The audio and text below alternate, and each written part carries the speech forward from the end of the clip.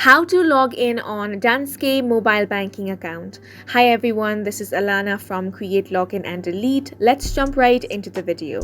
Start by opening the Danske mobile banking app on your device. Right now, as you can see, the language is set to Danish. If you want to change this into English, tap on the three dots at the top right corner of your screen. Tap on the flag icon, then tap on the English option here.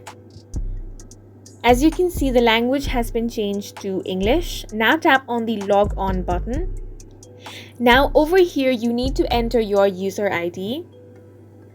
In case you have forgotten your user ID, tap on Forgot Your User ID option, and from there you can recover your user ID. If you don't want to enter all of these informations again, tap on Remember Me option at the bottom of your screen, then tap on Continue. Once you do that, it's going to take you to another page where you can enter your password or security code.